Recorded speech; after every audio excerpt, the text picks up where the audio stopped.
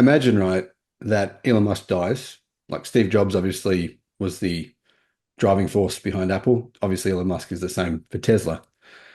Imagine he dies. Could that affect Tesla stock? And if so, would you recommend who would be the backup? Like who's you're all in, but let's say that did happen. Who's the backup company that you invest in that you think, is going to have some sort of, large potential over the next decade?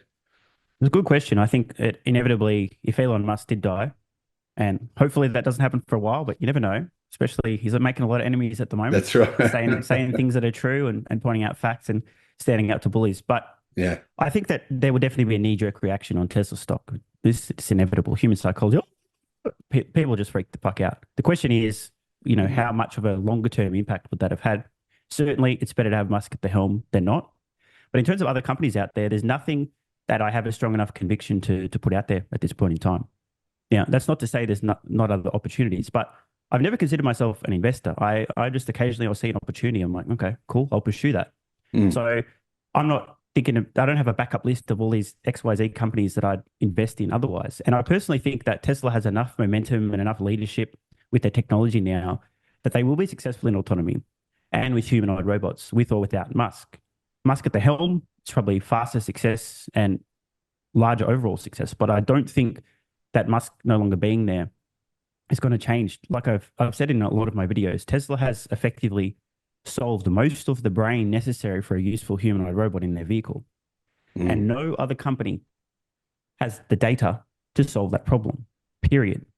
And it's not just that no other company has that data, but in order for another company to actually acquire the data, they would literally need to deploy the better part of $1 trillion of hardware on roads instantaneously to start collecting data at a comparable rate to Tesla just to train. That ain't happening. So even if Musk is not in the picture, Tesla has this asset that no other company, unless Tesla licenses this to other companies, is going to have. So I would still probably just retain Tesla stock, and certainly if there was another opportunity out there, and identify it, then I'm happy to. I'm not. I'm not like focused on being all in on Tesla just for its own sake. If there's an opportunity out there, I'm happy to pursue it. But I don't see that as a situation where if Musk is out of the picture, suddenly, oh no, the story's over for Tesla. I've got to go invest in something else. You were Autonomy is a done invested, deal. you were invested in Google and Amazon, right? Before, Yeah. Yep. and you obviously decided you sold those. So what made you decide to sell? When I first began investing in stocks, I always had a threshold of 75 to 80% Tesla at a minimum, but there was still a risk of the company failing.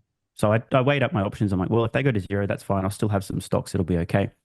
And Amazon and Google are fairly self-explanatory. They had dominant positions in their field. They were very, very profitable companies at scale, huge data advantages. It's hard to, Mm. take down Google. That being said, with what's happening with LLMs now, search could be in more trouble than I would ever have imagined possible back in the day. But these companies, I produced a pretty decent return on the investment over a few years.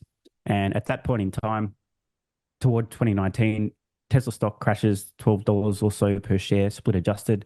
I'd made plenty of a return on Google, Amazon, and a few other stocks as well. It just made sense to get out of those completely and load up on Tesla. I mean, Yeah. again, I'm going to repeat this. In 2019, in May, Tesla stock was about $12 per share, split adjusted.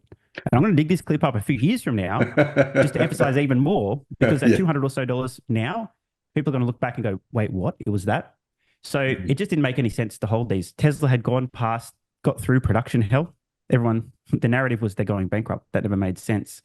So, and just to go back to the earlier point, the reason that I was investing most, but not all of my capital in Tesla initially was there was a risk of failure. I scattered my cash around a bunch of other companies, predominantly Google and Amazon, but there was a few others prior to that as well, about 14 or 15. And in all but one of those cases, I made two, three times my money over a few years. It wasn't rocket science, companies with a lot of growth potential. Yeah. And so the overall philosophy and strategy over the long term was always to sprinkle my cash around a little bit, mostly in Tesla, and then assuming Tesla doesn't go bust, these companies on average have probably gone up, and I can then sell that and pile into Tesla. So it Yeah. was always a all in on Tesla long term plan, but I just needed to make sure they get through production hell so the entire portfolio didn't blow up and go to zero. So yeah, it was just, well, at this point in time now, I'm going to do what I plan on doing, which was get out of those other stocks and load up on Tesla.